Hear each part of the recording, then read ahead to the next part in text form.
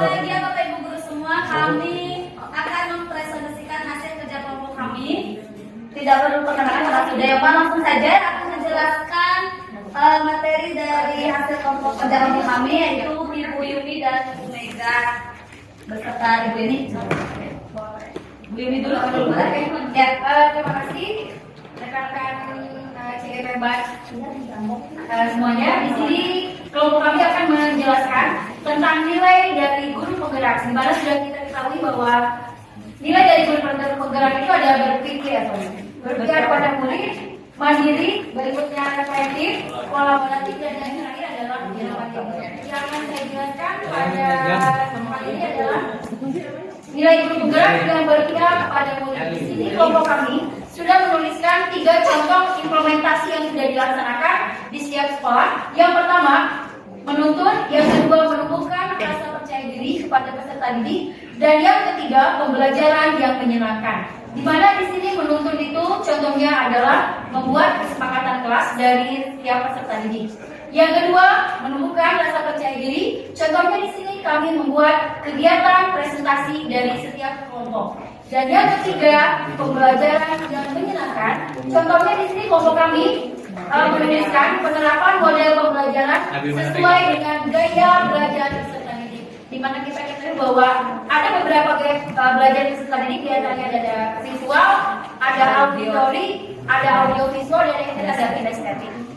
Mungkin itu dari saya, dan yang kedua akan dijelaskan oleh rekan saya Ibu Mega.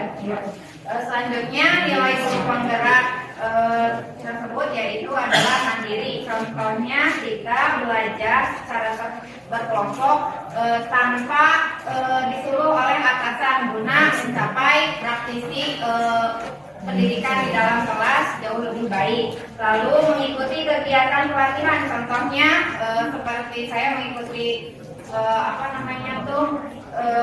pelatihan di buku belajar seperti itu. Lalu ada lagi belajar dan mencari penerapan model dan penggunaan media pembelajaran dengan sendiri tanpa ada dorongan dari pihak manapun. Selanjutnya silakan dilanjutkan oleh Bu Eni. Yang ketiga dari nilai guru penggerak yaitu refleksif. Di sini kita mengimplementasikannya dengan merefleksi setiap akhir pembelajaran. Jadi setiap akhir pembelajaran kita itu harus merefleksi apa kekurangan dan kelebihan kita.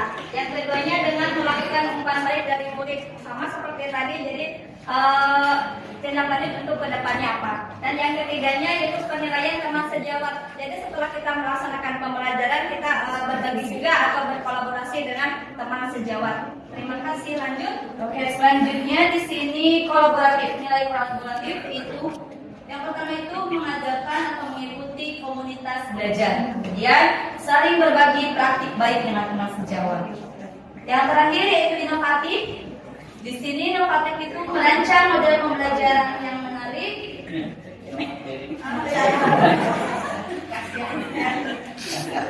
Itu bagian saya Pak Nek ya. Merancang model pembelajaran yang menarik, artinya menarik ini semua peserta didik nanti ikut serta dalam kegiatan model pembelajaran tersebut yang pasti harus menyenangkan. Yang kedua, rancang pembelajaran berbasis digital di era 5.0 ya sekarang. Guru itu juga harus mengikuti zamannya. Tidak harus belajar dengan pakai papan tulis kapur, tapi juga pakai gadget bisa. Evaluasi kita bisa pakai Quizzes, Google Drive, dan sebagainya. Yang ketiga, penggunaan teknologi ya. Tadi penggunaan teknologi bisa pakai laptop, pakai fokus, satu lagi nih, baru ini. Baru ya, smartboard. Saya baru lihat. TV gede. Itu saja. Saya Ya, itulah presentasi dari kelompok 1. Terima kasih. Mohon maaf apabila ada kekurangan. Wabillahi taufiq wal hidayah. Assalamualaikum warahmatullahi wabarakatuh. Waalaikumsalam. Assalamualaikum warahmatullahi wabarakatuh. Waalaikumsalam warahmatullahi wabarakatuh. Kami dari kelompok 2 akan mencoba mempresentasikan apa yang sudah kami diskusikan, yaitu tentang peran dari guru penggerak. Nah, di dalam materi penyampaian yang pertama akan disampaikan oleh Ibu Mega.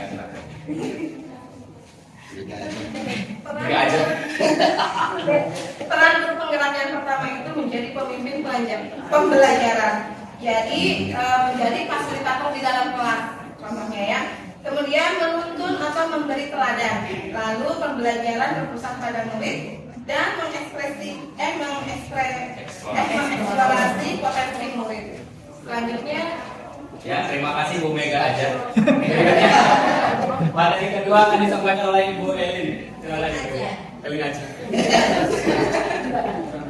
yang kedua yaitu menggerakkan komunitas praktisi, di mana di sini bisa melakukan sharing dengan rekan guru sejawat, tentunya di kelompok atau komunitas kecil.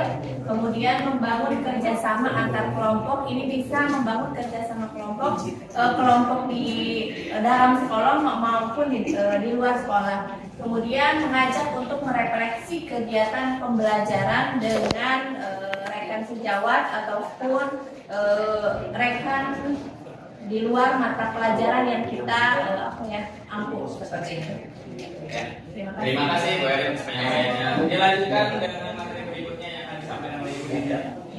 Selanjutnya ada peran guru penggerak yang ketiga menjadi coach bagi guru lain. Jadi kita sebagai guru penggerak itu gak usah prinsip ilmu, artinya kita mau berbagi dan mau berdiskusi dengan rekan guru yang lainnya. Jadi ketika rekan guru ada yang bertanya, kita harus turun gitu, jangan sampai kita pelit, ya udah jangan gitu.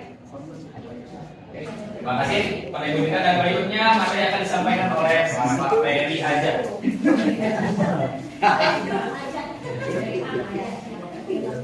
Banyak aja. Oke, saya akan mencoba menjelaskan peran guru penggerak mendorong kolaborasi. Boleh.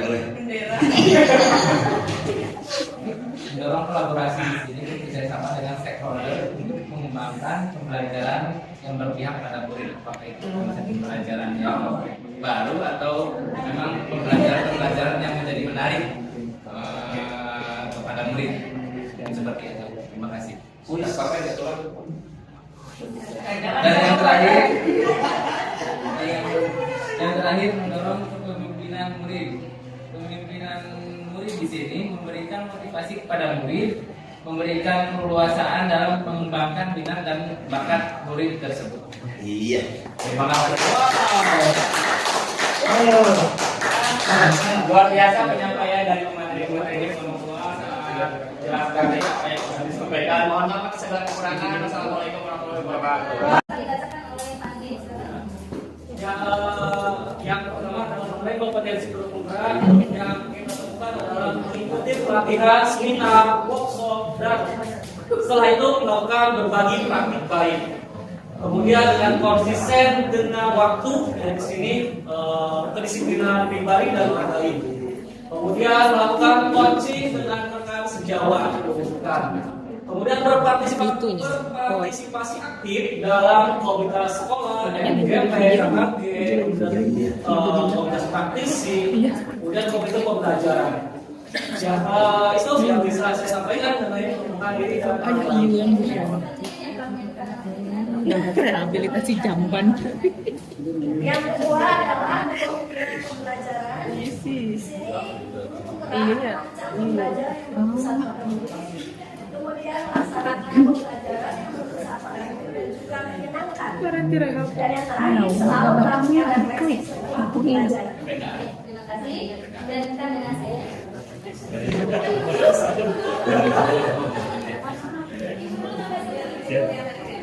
Baiklah, saya akan membacakan hasil diskusi kelompok 3 bagian nomor 3. Kepemimpinan pengembangan sekolah, yaitu 1. Melakukan studi banding dan kunjungan gereja. 2. Memberikan saran yang membangun untuk pengembangan sekolah. 3. Bekerjasama dengan pihak-pihak yang lebih berkompeten lagi. Mungkin itu saja. Terima kasih Bu. Kebetulan kelompok 3 ini selanjutnya itu kompetensi guru penggerak yang keempat yaitu kepemimpinan manajemen sekolah. Yang pertama yaitu kolaborasi dengan semua stakeholder sekolah. Selanjutnya akan disampaikan oleh Uda. Baru satu Pak. Saya begini untuk. Siap, terima kasih. Selanjutnya Pak sekolah. Yang kedua memberikan motivasi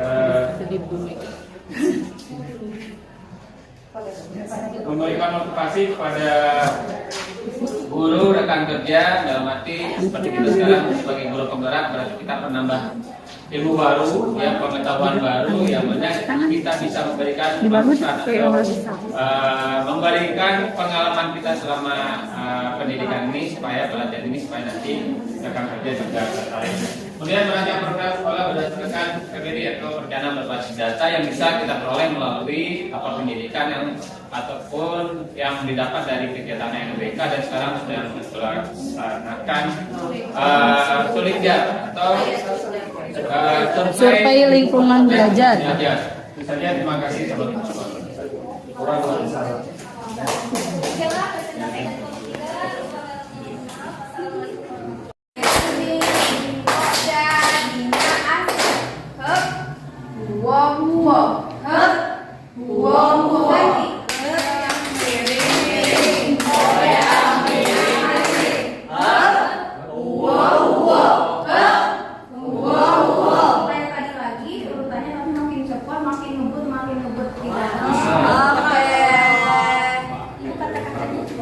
Goyang miring-miring, kok jadinya asik. Wow. Goyang miring-miring, kok jadinya asik. Wow. Goyang miring-miring, kok jadinya asik.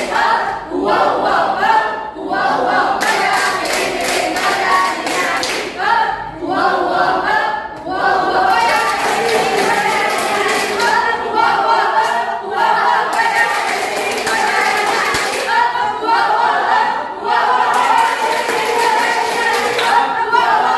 Goyang miring-miring, kok jadinya asik. Wow.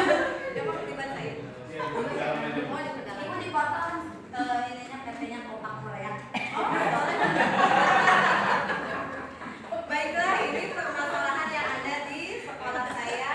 Ada satu siswa yang berkebutuhan khusus di kelas 5. Jadi tidak bisa mengikuti pelajaran karena nulis tidak bisa,